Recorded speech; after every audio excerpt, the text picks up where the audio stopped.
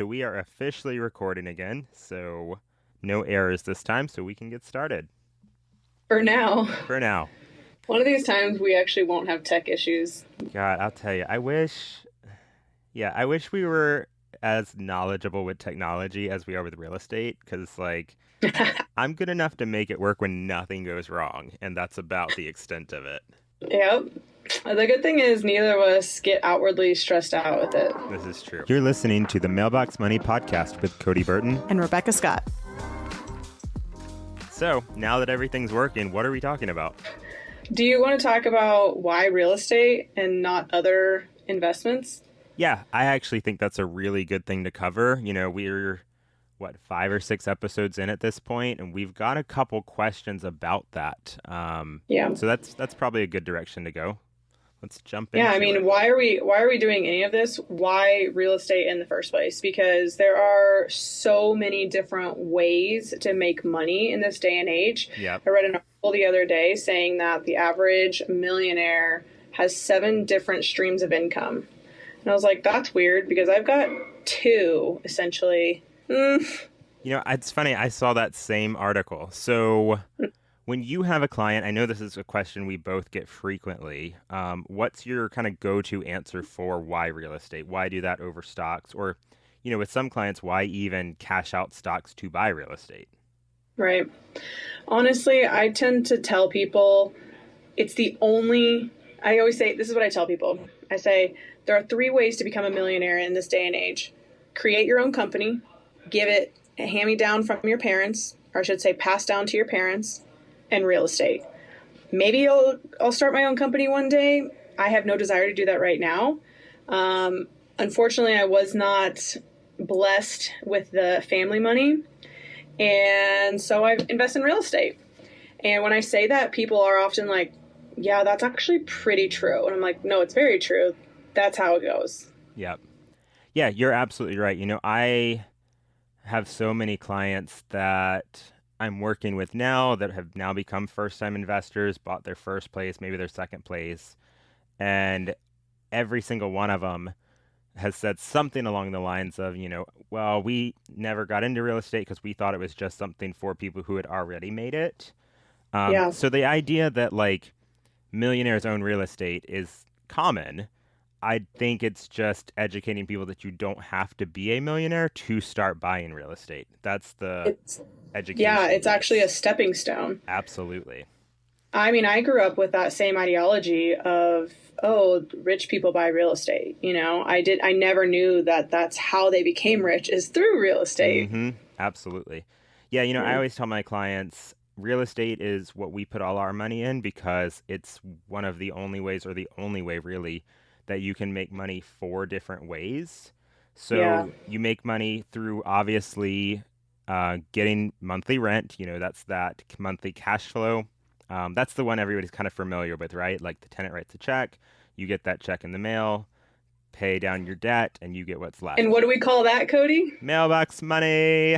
That's right. Yes, that is definitely my favorite of the 4. But then also you have appreciation in the property, which I think a lot of first-time investors don't take seriously enough, especially getting started. Appreciation can be so huge to get that snowball rolling. And that's actually my favorite way to make money. Yeah, appreciation. It's hard to overstate when you get a really good appreciating property, how much that can just snowball down the road. Yeah. And then you have way 3, which I think especially newer investors almost forget about, which is debt reduction. So not only are you getting that appreciation every month, you have a tenant paying down your mortgage and reducing the amount you owe when you go to sell it. So you're making money on both ends there. And then the 4th way, which honestly might be up there as one of my favorites, is in taxes. You can heavily reduce your tax liability. So if you are a high income earner, that can make a night and day difference. And I think that's a podcast we'll get into completely on its own, is just taxes. Absolutely. There's so many things that are even above my head. That's why I trust somebody else who knows more about that than I do. But there are so many benefits that you can take advantage of. Yeah, absolutely. And we'll get into that on our tax podcast, but just foreshadowing pro tip, if you do have real estate and you are not using a CPA that specializes in real estate, do yourself a favor and find one because we Absolutely. we switched a couple years ago to a CPA that specializes in real estate and they saved us literally six figures over the last several years. So it's Yeah. insane. So, one of the reasons why you kind of said why you invest in real estate, and honestly, one of the reasons why I do it is for the stability. So, I don't want to work for the rest of my life. I am very much interested in living a life that is not normal. And by that, I mean, I want to travel. I want to be able to do what I want, work when I want, and live a retired-esque life. I don't think I believe in retirement all the way, but I do believe in living in different places for extended period of times. But how else would I do that if I didn't have a business that is bringing me passive income? I need real estate. Hmm. So I enjoy it for the stability aspect. And then it also gives me that peace of mind that if I, for whatever reason, all of a sudden hate my job tomorrow, I'm confident that I can quit and take time, right? Hmm. So maybe I want to take a sabbatical, or maybe I just want to take my time getting a next job and be really picky about it, right? It just kind of gives me the flexibility to do what I want, and not feel pressure to hurry up and get a job so I can pay the bills. It's like, well, that's already happening, you know? Yeah, it gives you that safety net. It Um, does. It really does. And it's so interesting because I would say it goes back to, and I know we've talked about this before, it goes back to your money script in your mind. Because when I tell my parents, like, yeah, if I have that exact same conversation with them, well, they actually look at it and say, you're on the hook for multiple different mortgages. How could that ease your mind? It's like, I'm making so much money off of every single one of those mortgages. How could that not? yeah, it's all So about perspective there. it is. And so it is interesting, but to me, it creates so much stability in my life because I know that I do have several different income streams. Hmm. Yeah, I mean, it's such a unique investment, right? Like we've talked about the stability there. You can be picky taking another job. You can live off that cash flow if you want to for a short amount of time. You've also done house hacking, which we've talked about in a previous episode. Real Yeah. estate's the only investment that can provide one of your basic needs while also being an investment, right? Giving you a place to live, giving you shelter, while also being um, an investment that's growing that you can actually use. And by using it, you're not dwindling it down. And that's one of the things when it comes to stocks. Like, you have, say, you have a portfolio of stocks, you're building a 401k, you're building whatever it was, and you don't have that stability because, if everything hits the fan, well, your stocks have just taken a nosedive Yeah. and you could have lost, several $100,000. Whereas real estate doesn't tend to be that fickle. We don't see those same kind of spikes up and down. We have this war going on between Russia and Ukraine right now, and the housing market hasn't really moved, but the Right. stock market's taken an absolute dive. So having a bunch of money in stocks, I mean, that's better than nothing. I would feel more comfortable having a large stock portfolio than having no investment portfolio. But it certainly doesn't make me feel stable because God knows stocks aren't stable. Right, exactly. And that's the whole thing with stocks is, there's other reasons why I prefer real estate over stocks, and part of it is leverage. It's really hard Hmm. to leverage stocks. Yeah. And on top of that, I mean, like I said, with house hacking, you have an investment you can live in while it grows. If things really hit the fan in my life, if things really take a nosedive and, I can't afford to keep my house anymore or something like that, Yeah. with having a real estate portfolio, I have the option to sell my house and then Yeah. move into one of my units and live there for free. Am I going to be super comfortable with that? Probably not. Am I going to want to do that long term? Definitely not. But again, it's just another level of stability that Abs- um, gives you that peace of mind if you do want to take a long time to travel or think about a job or just take a break. Yeah, absolutely. And I think the other thing to note is, when you have stocks, I mean, sure, you can get dividend paying stocks and whatnot, but truly, it's not giving you monthly income. It's also not giving you income.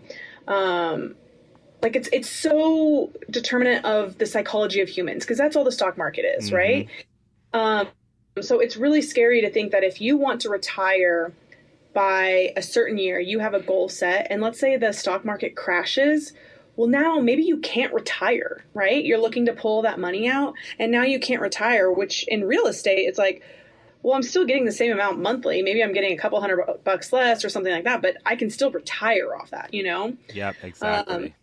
so it is more stable in the sense of trying to plan things for retirement, or if you are going to travel and be away and live in a different country or whatever the case may be.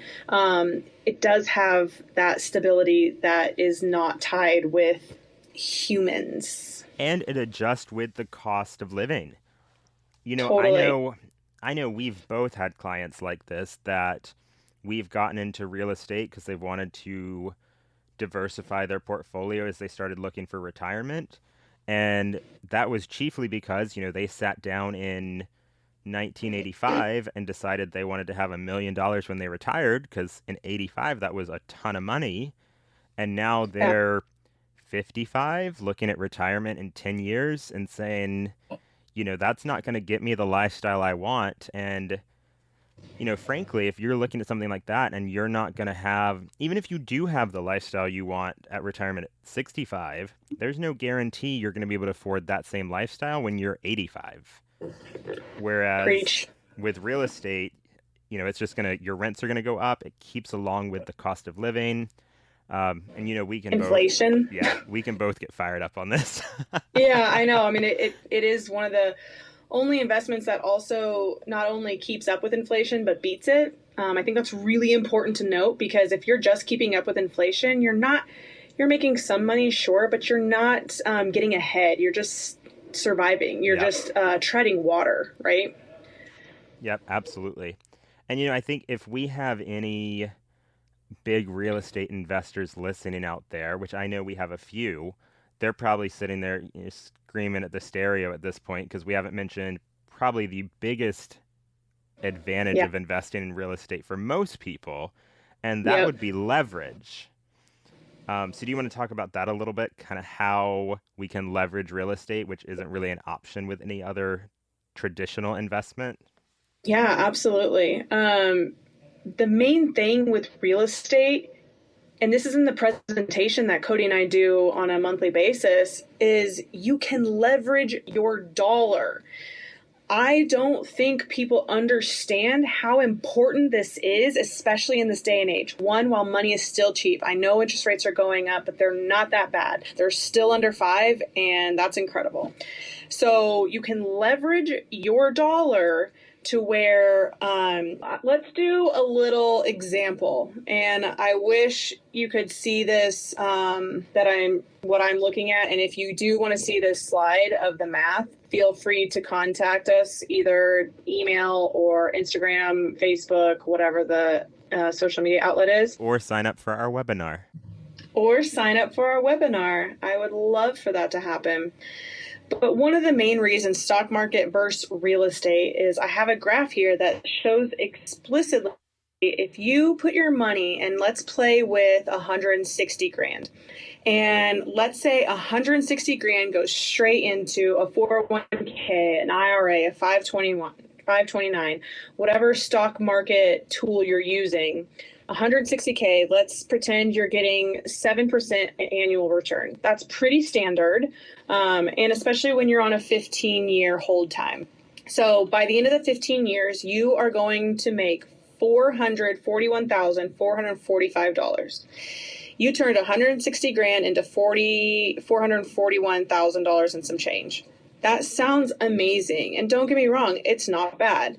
However, if you take that same $160,000 that you were going to put in stocks and instead you use that as a down payment, you leverage that into a $450,000 property Well, now you have a $290,000 mortgage. You put that on a 15-year note, meaning you pay it off in 15 years. At the end of that 15-year period, that property that you bought for $450,000, well, that's what you own. And I think we all agree that the real estate is not likely going to go down, especially drastically. So, especially if you're buying in appreciating markets. So now you own a $450,000 asset, right? However, what you don't, so you're already beating the stock market, right? So what you don't understand, or maybe what you don't realize, is you were getting $35,000 yearly in income. So over those 15 years, you were getting cash flow that totaled up to $35,000.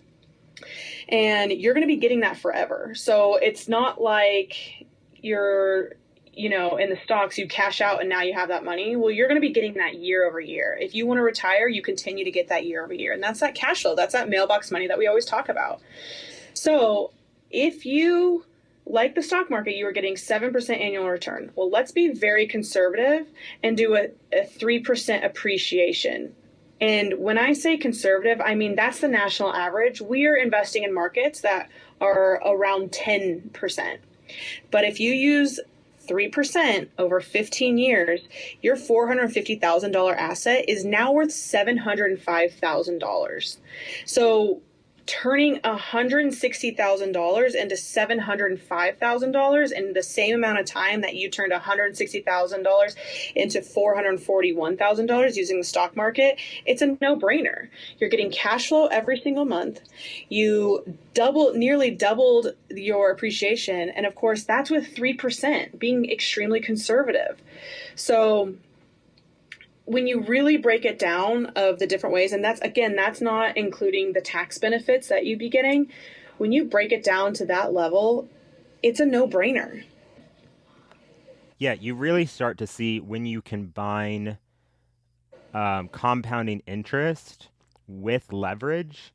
I mean, it Yeah, is unbelievable the way you just supercharge your investment in a way you can't do with traditional stocks or in a lot of other more traditional investments. Those are the two kind of secret weapons of real estate, especially when they're put together. absolutely. And there's just so much room for creativity where I just feel like other investments are put money in it, watch it grow, take it out later. Yep, And I'm not never saying touch that's it, never bad. do I'm anything. just saying there is a lack of creativity that if you know what you're doing and you research and you partner with somebody who does know what they're doing, they can help you reach their goals so much quicker because there is so much creativity. And with that, I'm just talking about 529 right now. It came to my brain because we were just talking about it. And it's if you put money into a 529 plan for your kid to go to college, because that's what a 529 plan is. It is it's a tool to put money in, watch it grow, and then your kid can use it to go to college. However, that's all you can use it on.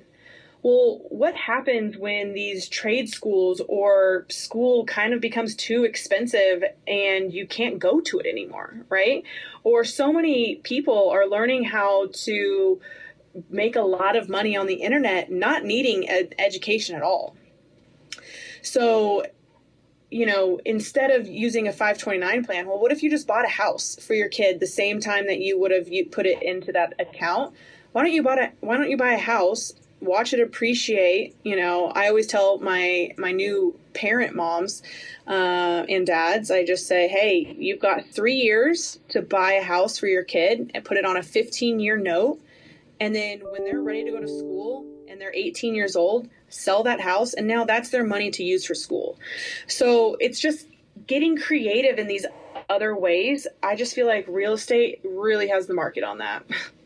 Yeah, absolutely. You can pivot in a lot of different ways. And that comes back to what we were talking Right. about at the beginning of this episode with stability, being that, if you're putting your money into a 401k and a 529, I mean, those are both great programs that they have. They're both tax advantaged accounts, but you don't have a lot of stability there. If you pull your money out of a 401k, you get heavy, heavy tax consequences. Same with a 529. Like, you can only use that money for schooling. And if you do try to pull it out or do anything else with it, you pay really, really, really hefty penalties. And Yeah. so it doesn't set you up for things unexpected in life. It doesn't set you up in changing directions. And not to mention, like you demonstrated with that leverage and compounding interest example, it's also just not the best investment. Like you can do a lot Right. better with other things. So even if you do want to use it for retirement, even if you do want to use it for school, it's just not your best option at the end of the day. That's why I love real estate as well, is you can just get so creative, and there's just so many different types of real estate to get into and to dabble, and you can really diversify within real estate. So Absolutely. yeah, I mean, you can do long-term rentals, short-term rentals, flips. I could go on. You can do REITs, which, whatever. But apartments, single family, there's just commercial, non-commercial. There's just so many different types, and knowing when and how to buy each one of them and how that relates to the goals that you're trying to set for yourself and the trajectory that you're trying to change for your family, it's incredible. Yep. And just because, unlike stocks, right? You buy stocks, they sit there, they're stocks. With real estate, you can buy a long-term investment and change it into something else if you want. I know I've told you this. I think we've talked about this on the podcast before. We have that duplex in the Springs we're looking at converting to an Airbnb because it's in a really good area. It, you know, has been a long-term rental, but it doesn't have to stay a long-term rental. And Right. if we do Airbnb, or I have a couple clients that have a bunch of Airbnbs, if they turn out not to be um, in a great area or the market shifts, they can change those to being long-term investments and still cover their mortgage, still gain appreciation. So you have that flexibility to shift. And I know I've talked about this before as well, but being able to recycle your money and Yes. use it multiple times is incredible. So if you put, a down payment down on a house, immediately close on it, pull it out, you can use it again, and people just don't realize that you can recycle that initial down payment time and time again. So no other investment can you do that. Yep. And say a little bit more about that because you have done that like an absolute professional through house hacking and moving that money into one type of investment to another. Um, Yeah. that may have gone over a few people's heads. What do you break down what you mean by recycling there? So, for example, right now, it's a lot slower process than I was anticipating, but that's okay. I mean, we bought our current house, our primary house, with about $30,000. And we did that in September of 2019. We've been dragging our feet for about 6 months, but we're going to pull out about close to 200,000. And so what that means is we put $30,000 into it to purchase it, waited a year or two, and I mean you can do this differently well, I'll get there, but we waited a year or two, and then we are now pulling out a HELOC for $200,000. So I'm recycling that 30 grand and some to buy something else. And you can do it. I have clients who maybe they are fortunate enough to buy properties in cash. Well, it's a great way to get your offer accepted by buying it in cash and then putting a mortgage on it after you purchase it. So I know a lot of people, maybe they have access to money in different areas and they don't realize that they can do it. So you literally buy a property in cash, and then as soon as you close, you refinance it and put a mortgage on it afterwards. So you can either cash out refinance, or you can pull a HELOC, which is a home equity line of credit, and use that money. And you can use that money to buy a car, your groceries, whatever it is, but it only makes sense to buy another investment with it. Yeah, absolutely. And so essentially what you're saying, you buy a property once you have created additional equity in it by either waiting for it to appreciate or maybe doing a renovation, fixing it up, that sort of thing. Then you're pulling all of that equity out with a home equity and then using that home equity as the down payment for another property, right? Yeah, And then exactly. doing it again and again and again.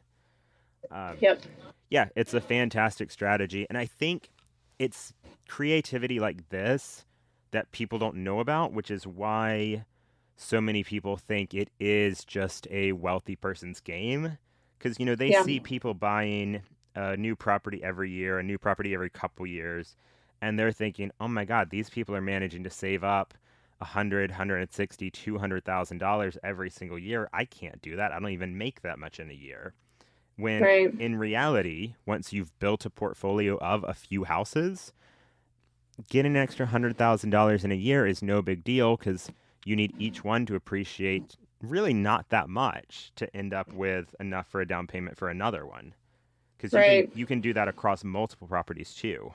Right. Absolutely. This is why we choose real estate. There are so many other reasons, and we'd love to hear why you guys have chosen real estate because truly we didn't name them all. There are so many other reasons, but these are some of the main ones that we touched on today. These are some of the main ones of why we invest in real estate. So drop a comment if you've got another one that we didn't mention. 100%. You make a really good point there. These are kind of our high key pieces. And that's like what Yeah. we like to do on this podcast, right? We stick to what we both have experience in. There's nothing we've talked about thus far that either Becca or I, or majority both of us, haven't done.